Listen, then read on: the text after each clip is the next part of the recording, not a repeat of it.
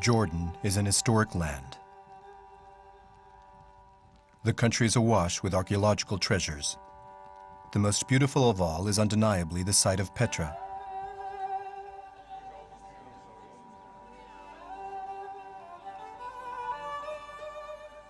Inhabited since ancient times, the city first started to prosper in the 6th century BC when the Nabataeans, an Arab tribe who settled here, started to develop trade with the caravans who carried luxury goods, such as incense and spices between Egypt, Syria, Arabia, and the Mediterranean.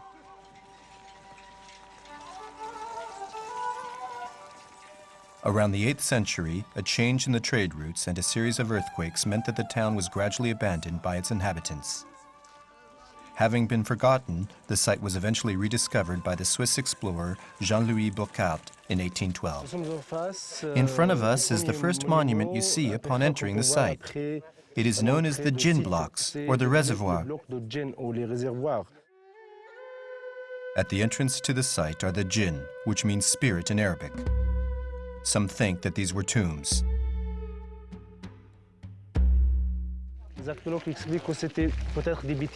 We believe that these were betril. Bet means house in Semitic languages, or Arabic, and il means God. So betril means the house of God. Similar to the Greek and Roman statues, they may have been intended to guard the waters, since it was hollow and there are canals over there at the top.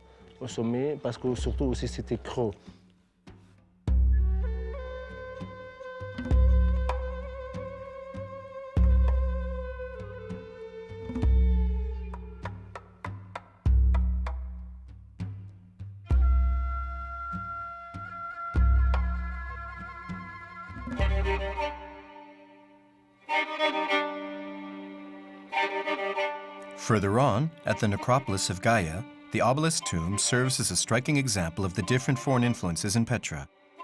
A mixture of Egyptian and Greek style, this monument from the 1st century comes from the so-called classic period of Nabataean architecture. At the lower level, the banquet hall was intended to honor the dead. At the top, they were represented by the obelisks. At the start of the 19th century, Orientalism was all the rage in Europe. Who could fail to be fascinated and drawn to this thin passageway lined with graffiti, plunging more than a kilometer into the mountain? As well as adopting the Greco-Roman gods, the Nabataeans also learned from their technical expertise. They created a system of aqueducts and reserves dug into the rock, which carried water right to the heart of the town. Here we can see a part of the hydraulic system. This is the dam and the tunnel, which were covered over with earth until the 1960s. The tunnel enabled them to divert the course of the Wadi Musa around the Junta Mountains in times of water shortage. The water then rejoins the Wadi Musa at the center of Petra. It represents an enormous amount of work. The tunnel is about 80 meters long, and the system still works impeccably. We enter into the town by the Sikh. The Sikh means the shaft. It leads right into the center of town. Bab Sikh is the Arabic for the Sikh gate.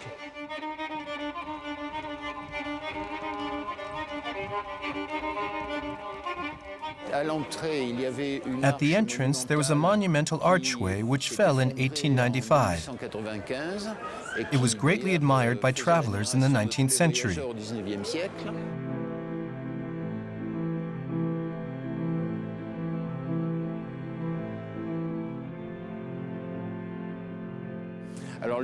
Originally, the Sikh was a river, the former riverbed of the Wadi Musa. The river water undoubtedly contributed to the hollowing out of the rock. Thousands of years ago, a river flowed here, and its course had to be deviated to allow the development of the town downstream. It was paved over. Basically, it was a street, a big road. In the 4th century BC, this distant corner of Jordan became home to an incredibly ingenious people.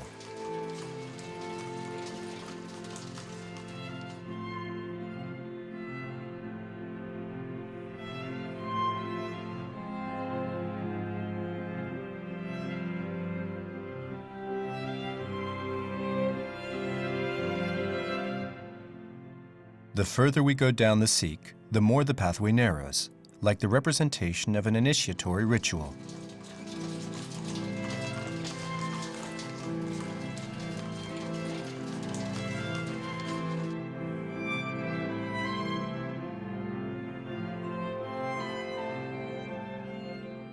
For the modern-day tourist, this forms the primary access road.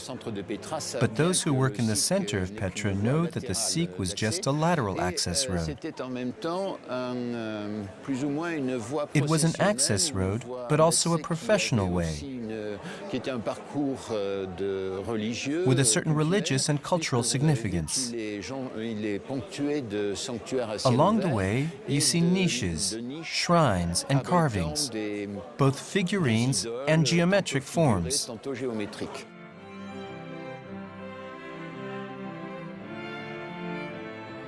Further along the Sikh, after the Betil, is a small temple in a sandstone clearing. It too has been carved out of the rock.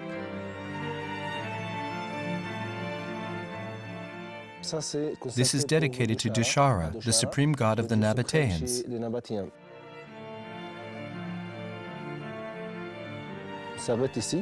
Here we stop and visit the Betil before going on, the same on the way back.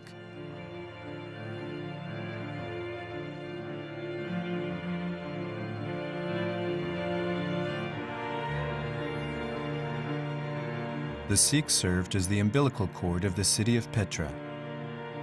It channeled the flow of visitors to the city, both commercial and religious. It was the fixed point of the town's development, and possibly also its limits.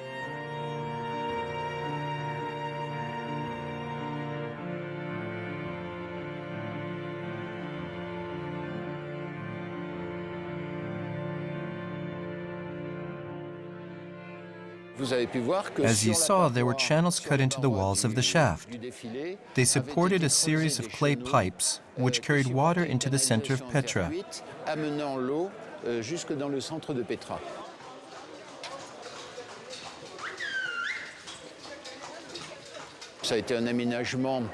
It appears that all of these structures were built during the Nabataean era, around the time of the birth of Christ, according to certain of our colleagues, or a little later. The work was carried out in several stages, transforming the Sikh into an important access road.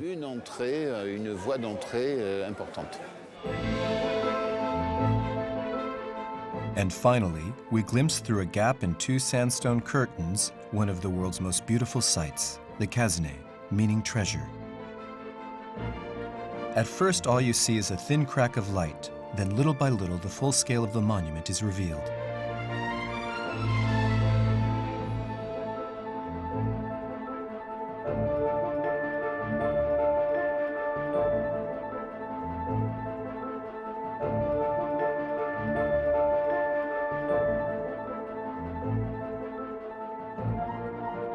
The Khazne was the tomb of the Nabataean king Aretas IV, who ruled during the 1st century BC. The tomb was dug out of the rock. The Hellenistic-style facade measures 40 meters high and 28 wide. In recent years, it was used as a backdrop for Steven Spielberg's Indiana Jones and the Last Crusade.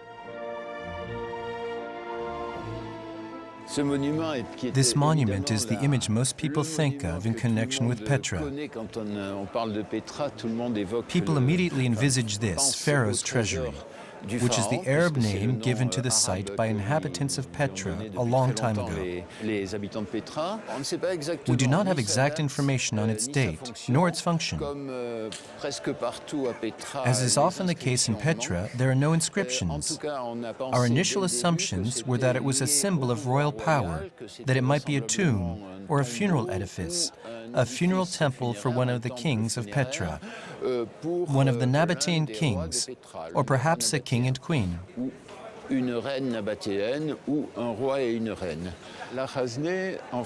Khazne is actually the first floor. The way we see it today is deceptive, because it was actually raised 5 to 6 meters above ground.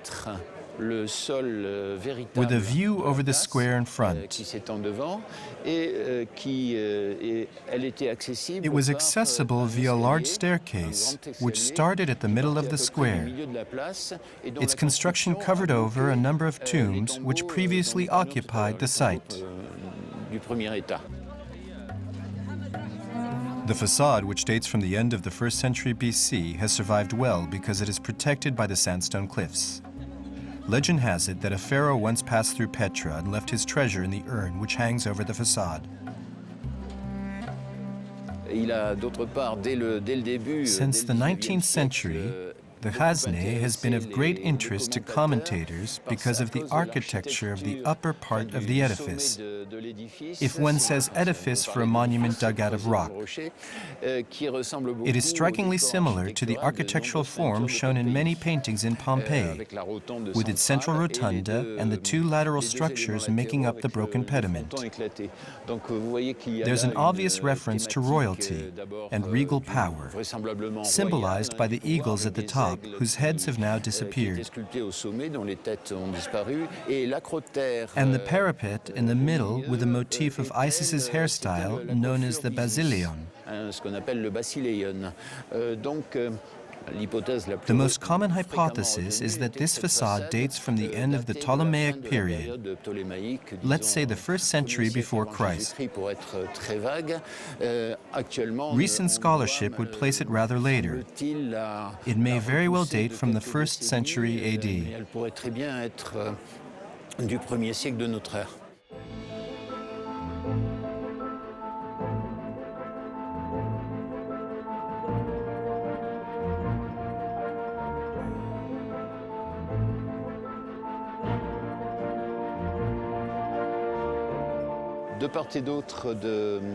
On either side of the vestibule, there are two carved figures, each one representing a man beside his horse. These would appear to be the gods Castor and Pollux.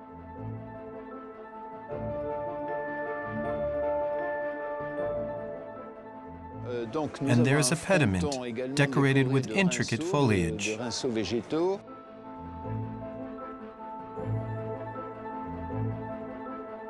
Sculpted in the stone are Nabataean gods and goddesses, as well as Greek, Egyptian, and Assyrian mythological figures. The Nabataeans were a people of Arabic origins, who seem to have come from the Arabic Peninsula, though we don't know exactly where, either from the south or east of the peninsula, or the northwest at some stage between the 6th and the 4th century BC. At the time, the Nabataeans were under attack from Antigone, one of the Alexander's successors. Où un successeur d'Alexandre, Antigone, s'attaque justement aux Nabataeans. Donc ils sont attestés par des. All this was recorded much later by Greek historians. It seems that the Nabataeans earned their wealth as caravan traders. Caravaniers, comme donc commerçants, ils faisaient le commerce des aromates. They traded herbs and spices, precious and expensive products which they imported from southern Arabia, essentially by caravan, although it appears that at one stage they also dominated the maritime trade of the Red Sea. Le commerce maritime de la mer Rouge. Et c'était apparemment Apparently, they were a very active people who succeeded in amassing considerable wealth, probably during the Hellenistic period.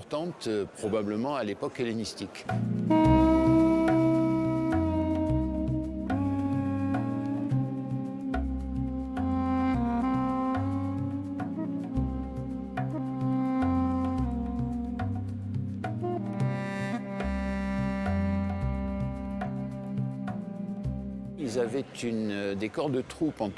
They had military troops who were apparently well respected by other powers.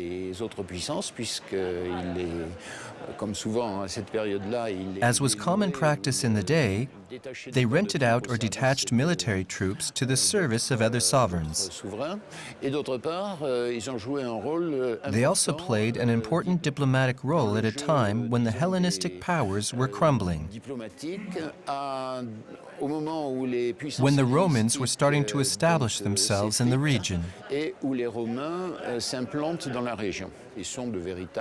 They were true sovereign leaders, comparable to other sovereign powers of the late Hellenistic or the Roman period. We don't really know if there was a period of decline. We know that the gravitational center of the kingdom shifted to the north. It has even been suggested that the last king, Rebel II, made his capital, or at least his second capital, in Bosra, a major town in southern Syria. This explains, at least partially, why the Romans later nominated Bosra as the capital of the province of Arabia.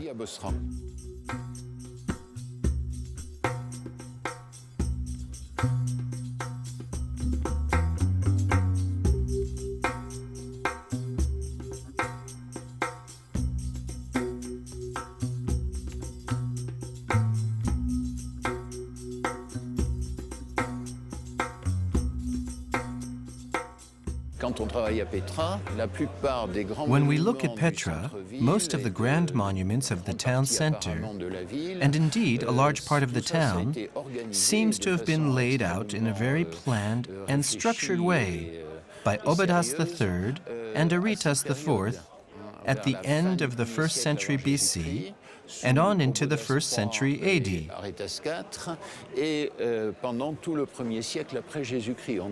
We don't get the impression of a town in decline. On the contrary, it was a growing town.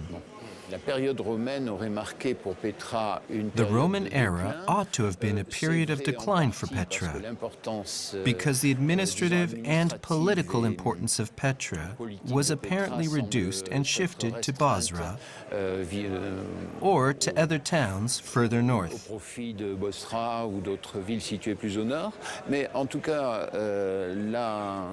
But in any case, the excavations that are currently being carried out in the town seem to show that there were major monumental projects being carried out during the Roman period, and that a large fringe of the population was very prosperous. En tout cas, une grande frange de la population était très prospère.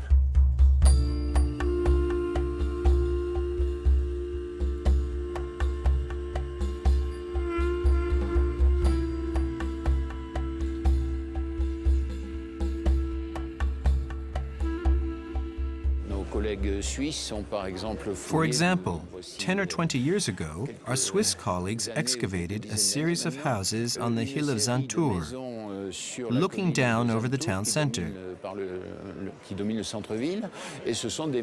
These are luxurious houses, which were constructed in the Nabataean era, but continued to be occupied well into the Roman era.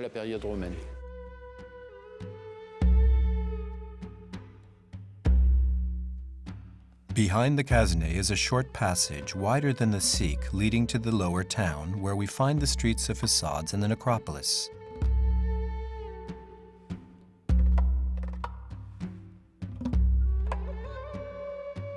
Along the so-called Street of Facades, a number of imposing troglodyte temples stand one after another, because the residents would make a display of their great wealth by having tombs and imposing monuments built along the street.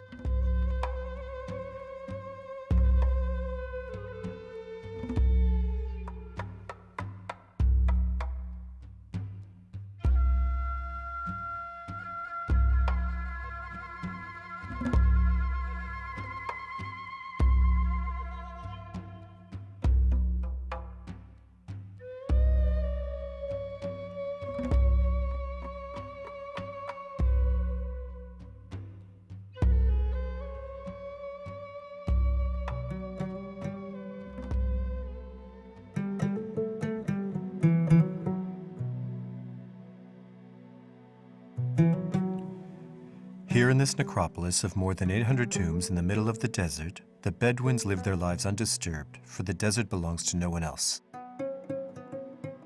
Despite constituting the majority of the population of the area in 1921 at the founding of Jordan, the Bedouins now make up only 5 to 10% of the population. For these nomads, survival is difficult, and driving the herds is no longer sufficient to live. Nowadays, they've been employed by the desert patrols, or they work as tourist guides. But the site attracts such a number of tourists that at one stage it was suggested that they should be settled in permanent modern housing. The proposition was in vain. Their ancestral way of life is far too vital to them. On our left is the Nabataean theater. It is similar to a Roman theater, but was built by the Nabataeans. Annexed in 106 AD by the Emperor Trajan, many traces of the Roman conquerors and their way of life in Petra still remain. The well-preserved Roman theater is a good example. Carved out of the rock in the 1st century, the theater had a capacity of 5,000 people. Many earlier caves and tombs were destroyed during the construction of the building. The cavities visible on the far wall are a last testimony to their existence. Here there are tombs both to our right and left. Those on the left were the tombs for the less wealthy residents, whereas those on the right were for rich and privileged citizens. They were known as the royal tombs. Why are these grand facades commonly referred to as the royal tombs? Once again, there's no inscription. So we have no idea for whom these monuments were constructed.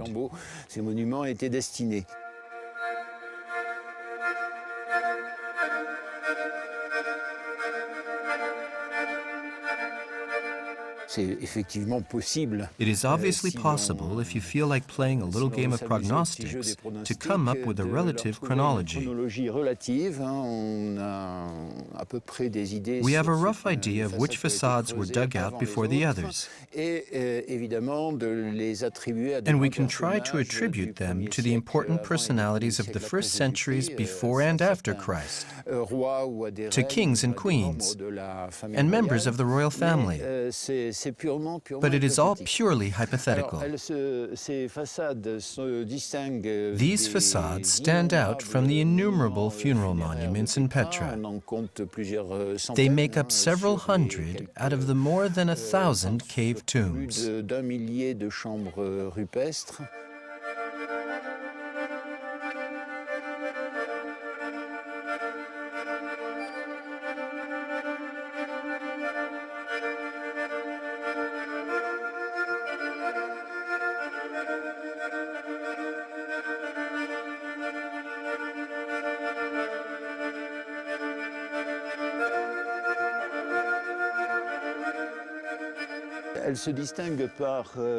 They stand out for their distinctive architecture. Especially noteworthy is the tomb known as the Corinthian tomb, which is like the Casne in that it is topped by a decorative rotunda. Much like another monument on the other side of Petra known as the Deir, meaning monastery. These 3 facades are crowned with an upper level, organized around the rotunda, which was rare for the region and must have been exceptionally sumptuous.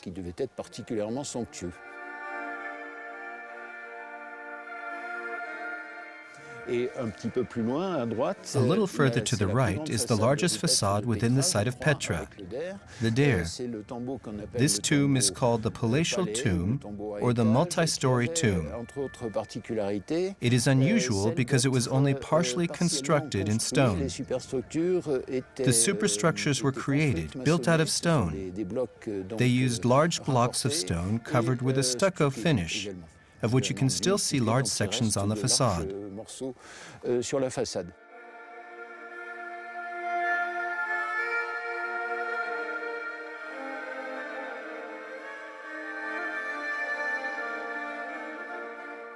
The tomb which is currently behind me, known as the urn tomb, is also sometimes referred to as the cathedral, because in 446 AD it was transformed into a church.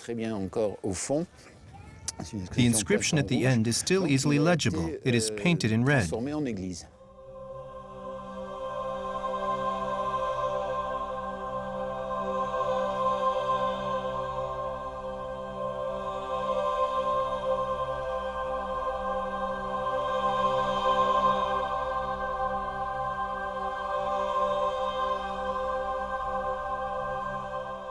Alors, le tombeau à l'urne était The à urn l'origine tomb was originally a un large tombeau, tomb, of which certain caves, certain graves, are still visible at ground level. Certaines fosses sont encore visibles au sol. Avant, évidemment, avec des absides. At the au end fond on et each sur les sides were côtés. apses. Et par la suite, lors de la Afterwards, transformation when en the tomb was église, transformed ces into a alcôves church, these ont été alcoves were transformées adapted en into une an sorte apse, d'abside which formed the pour, chevet of the figurer le church. fond de l'église, le chevet de l'église.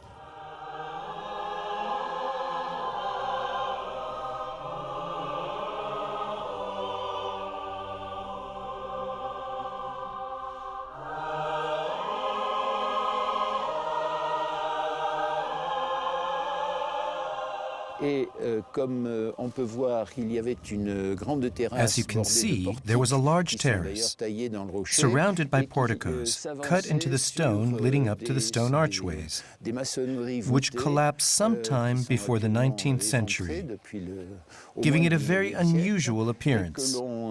donc qui lui donne un aspect tout à fait particulier.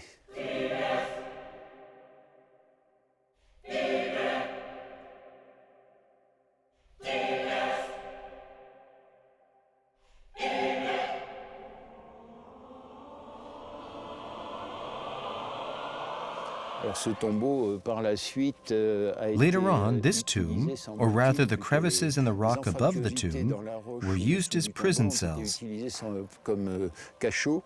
and the site is traditionally puisqu'on referred to l'appelle, as the prison or the traditionnellement tribunal. ici, la prison ou le tribunal.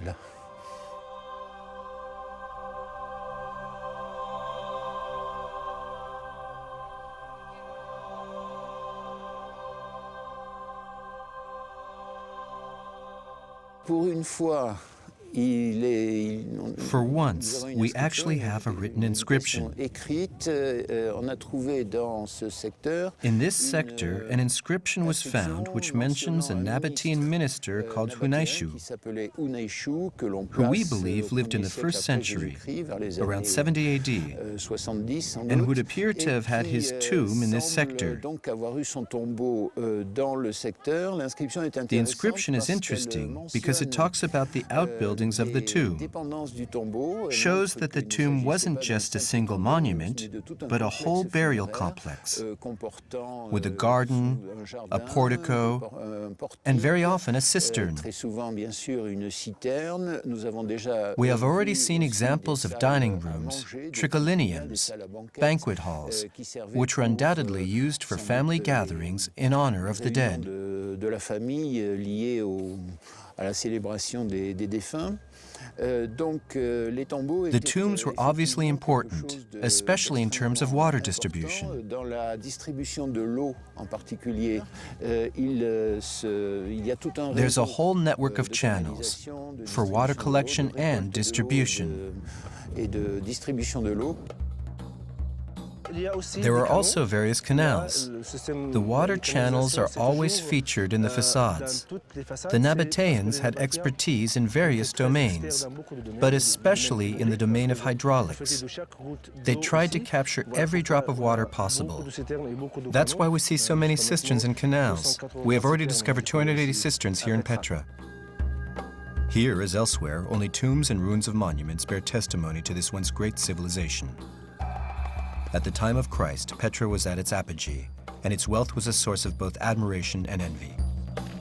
During the 1st century AD, threatened by the growing economic power of the Nabataeans, Rome decided to create new maritime trade routes, cutting off Petra's economic activity by diverting the caravan routes through Palmyra in Lebanon. That which brought both fame and riches to Petra ultimately brought on its slow but inevitable downfall. From here we have a view over the lower town. After the theater, the main road continues. It was paved by the Romans. At the bottom of the lower town, you can still see a long stretch of this Roman-paved street. At Nymphaeum, thermal baths, squares. A mini Rome was hidden within this lunar landscape. Donc la découverte du site, ou plutôt la redécouverte The discovery par of les the site, Occidentaux, il faut pas or oublier should que I le say site its a rediscovery toujours by the été West. habité et que, évidemment, We shouldn't forget les that the habitants de la site has région always le been connaissaient. inhabited Mais and known to residents of the au area. XVIIe, au XVIIIe, However, in the XIXe 17th, siècle, ils 18th, and ne tenaient 19th pas centuries, forcément à they voir were des not keen to allow étrangers foreigners in. pénétrer chez eux. Et il y avait apparemment des légendes qui se sont perpétuées très Legend longtemps. had it that these ancient monuments contained selon hidden lesquels, treasure troves which tous ces local monuments anciens people étaient were de keen recéler to des protect. trésors qu'évidemment les gens du cru ne tenaient pas à voir s'envoler. Donc c'est un explorateur suisse. It was a British-educated Swiss explorer, Jean-Louis Burckhardt, originally from Basel, who first visited the site in 1812. Qui a le premier parcouru le site en 1812. Il a parcouru le site en se faisant passer He gained pour access to the un site by fidèle pretending to be a de follower of Harun, Harun, a pilgrim come to pèlerin sacrifice a qui allait goat to the sacrifier une prophet, chèvre au whose prophète tomb is said to Harun, be dont le situated on the tombeau mountain to the est south of censé se Petra. trouver sur la montagne dominant Petra au sud. Il se rendait de Syrie en He was on Égypte, his way to et Syria from il, Egypt, and he craignait was fort very d'être wary pris of pour being un taken espion. for a spy. À l'époque, la situation était tendue. The situation Et at the il ne time was voulait very pas, tense, évidemment, and he tomber didn't want to be entre- taken in by the entre les Ottoman mains des military autorités authorities militaires, controlling the area. ottomanes donc, qui étaient responsables de la région. Il n'a fait qu'un rapide aller-retour. He passed à quickly travers through la the town ville, on his way to jusqu'au and from pied the du foot of Jebel Haroun. Son guide se His méfiait guide de was lui, deeply et suspicious, il s'est tout juste, and he was only s'il a just pu able to make a faire quick un sketch of croquis, the d'ailleurs, Khazaneh treasury extrêmement before sommaire crossing de the town du and trésor heading de out la towards Khazaneh, Mount Aram et on the traverser path la which ville, is puis still prendre le used by chemin que hikers prennent today. toujours les randonneurs aujourd'hui vers le mont Aron. Voilà. Il a évidemment été frappé He was par obviously les deeply monuments, impressed by the en particulier monuments, par le Kasrelbin particularly the situé Qas derrière el-Bin nous. behind us Et, now. arrivé en Égypte, When he arrived in il Cairo, s'est he did documenté, research il a and pu discussed the matter with discuter members of aussi Cairo's avec European society. des membres de la société européenne qui était établie au Caire, et donc retrouver des références qui lui ont He permis found de reconnaître references which Petra helped him to identify dans the ses ruins as observations. Petra. Celui qui, malheureusement, Unfortunately, sa the relation account de of his voyage n'a journey été was publiée not qu'après sa published mort. until his death, Il est mort several quelques years années after plus his tard. discovery. Mais, elle a Nonetheless, it was servi very évidemment useful to aux future explorateurs suivants. explorers.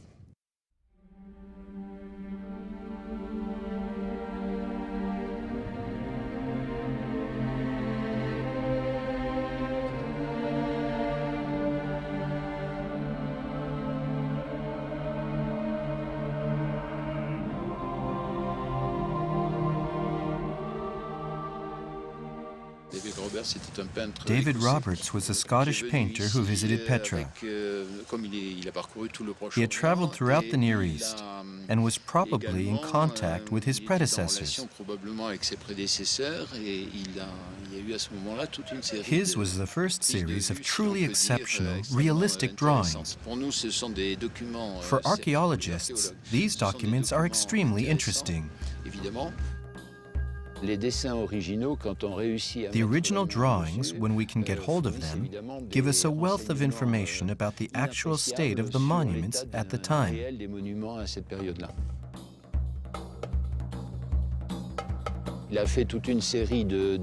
He made a series of drawings from which he later made etchings, some of which are in color. David Roberts was one of the first artists whose drawings were published in color. The etchings of Petra were extremely popular both in Europe and America. After this came a string of great voyagers. And finally, at the end of the 19th century, the first archaeological and also epigraphical expeditions to study the Nabataean inscriptions. Des inscriptions nabataeennes en particulier, et la phase des fouilles The first major excavations started when Jordan was recognized as an independent state after the First World War.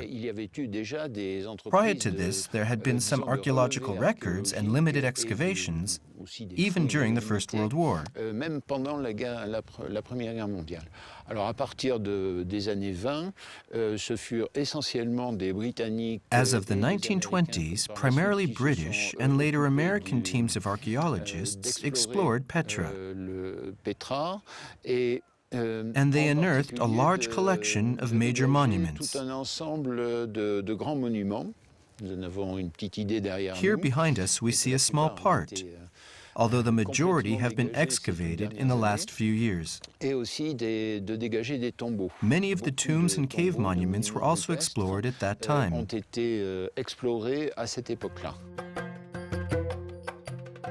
In recognition of the importance of the discovery, the site of Petra was listed as a UNESCO World Heritage Site on December 6, 1985. The surrounding area was declared an archaeological national park in 1993. In the 50s, 60s, and 70s, the explorations focused on the center of the town, especially the long paved street which forms the central axis. The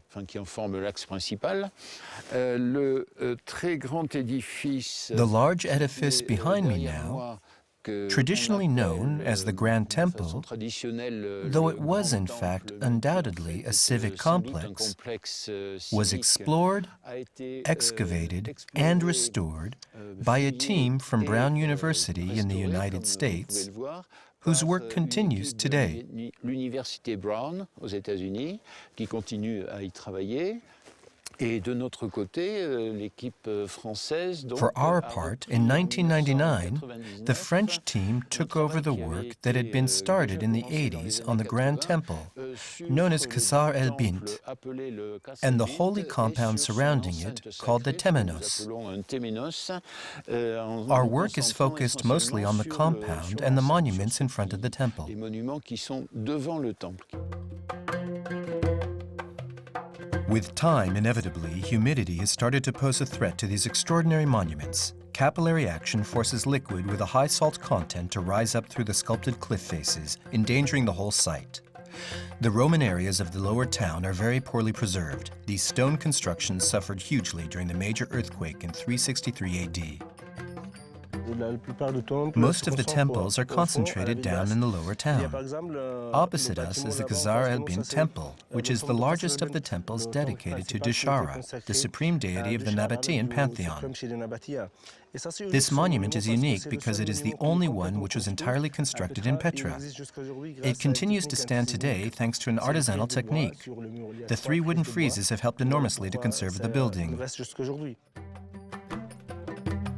Pharaoh's Daughter's Castle, only discovered in 1974, is the only building in Petra not to have been sculpted out of the rock. The remaining walls are from a monumental altar dedicated to Al-Uzza, the Nabataean Aphrodite. Referred to in the Quran, Uzza was a pre-Islamic Arab fertility goddess, one of the 3 most revered divinities at Mecca. This monument is here in the lower town, where most of the public monuments are found. It was Petra's Acropolis.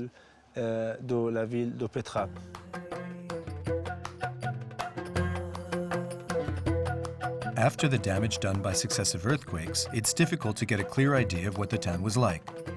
Nevertheless, Petra is the most visited site in Jordan today, with 400,000 visitors per year.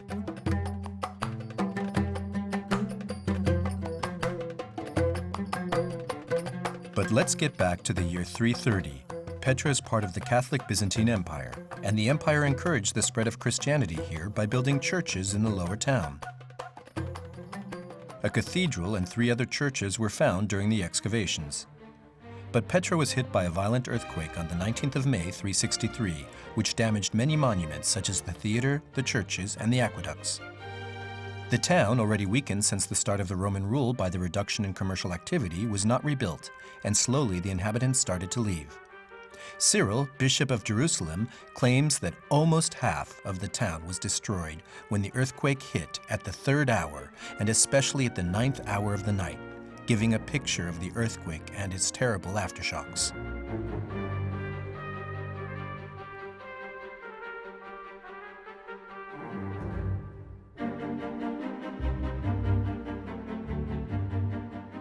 The temples are mostly concentrated at the bottom of the lower town.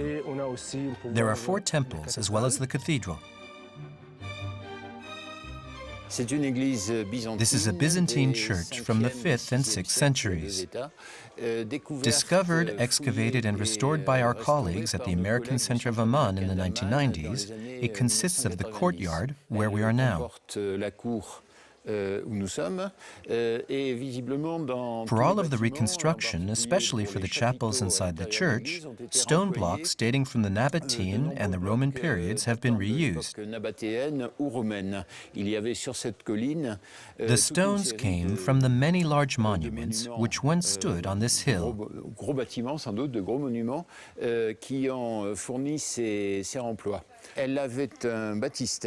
There is a baptistry at the back here, which is very interesting.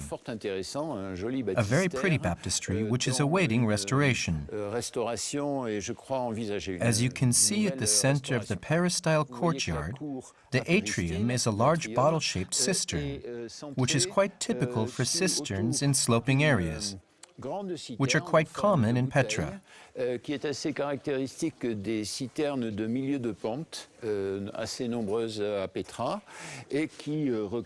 continues to collect lots of rainwater today. The decor that you see in the church now dates from its latter period, around the 6th century. The mosaic tiling in the aisles has been very well preserved.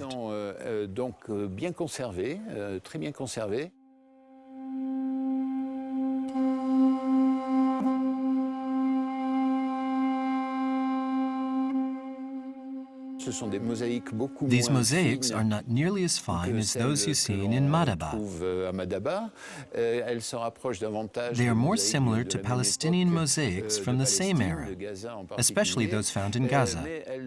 They are very interesting. On one side, they depict some very original images of the creation animals, which can't have been seen very often around here. Giraffes, for example. On the other side is a series of characters whose central theme is the wisdom of God, who governs the world and the weather.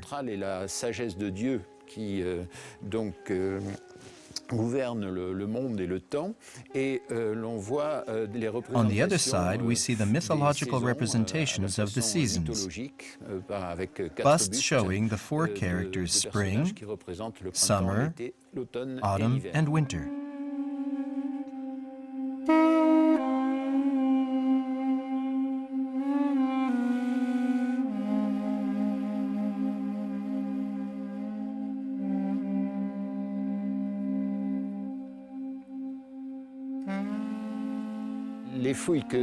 The excavation that you can see below us now is the work on the Khazar el-Bint being carried out by the French mission.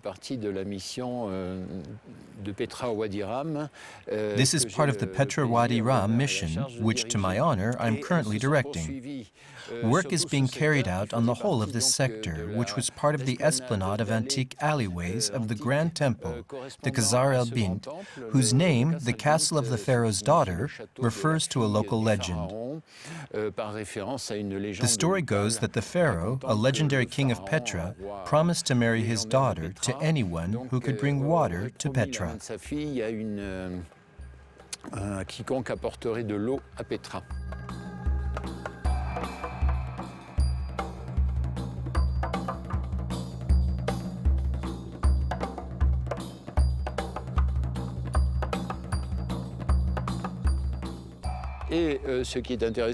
What is interesting here is that underneath the paving stones, we have discovered the remains of houses which predate the Nabataean temple. They probably date from the 3rd or 2nd century BC. They are not at all in line with the axis that you see here now, which is a north-south axis. This indicates that the town center where we now stand was truly the heart of the town of Petra and was already inhabited by the Nabataeans. Voilà. Ça, c'est This discovery has been one of the major advances made by the mission in the last few years. Ici, au fond, sur le mur Nabataean, a été Here, at the edge on the Nabataean wall, was a monument. There you can see the remains of the apse. It housed the statues of the two emperors Marc Aurèle and Lucius Verus. Here we have the archaeological confirmation of the texts of the monumental inscriptions, which were also discovered on this site.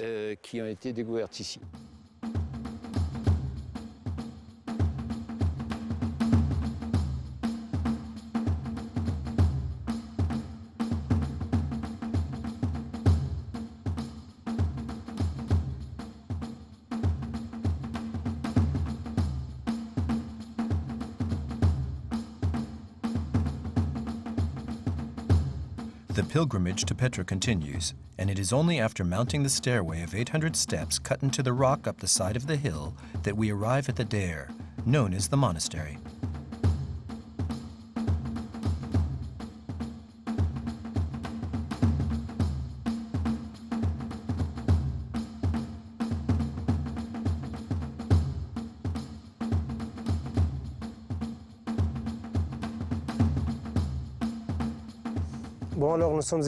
We are now in front of the Daire, or monastery. It's a tomb much like the other royal tombs. It is similar to the treasury or caserne, the most decorated and best preserved facade of Petra. Here the decoration is less rich, but it is slightly larger.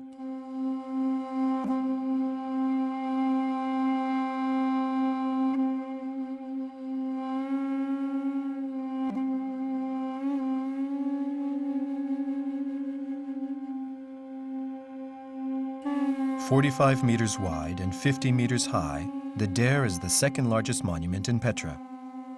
The name Daire was given to it in the 4th century during the Byzantine era, when the building was used as a monastery by the first Christians. Carved out of a mass of yellow sandstone, this ancient tomb looks similar to the caserne, the seminal monument at the entrance to Petra, although its decoration is less intricate. The urn which dominates the structure alone is 10 meters tall.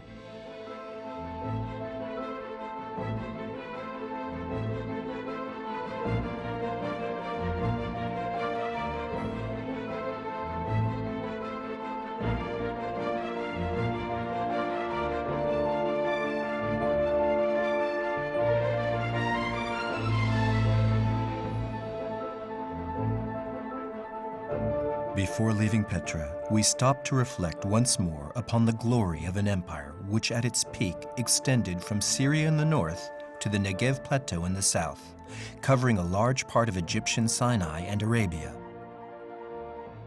You could easily imagine yourself in the USA, passing through Monument Valley, except that here the incredible natural pink color of the desert has nothing to do with the spectacular sunset effect or the artificial wonders of a Technicolor film. It is one of the world's most beautiful deserts, different from the vast stretches of the Sahara.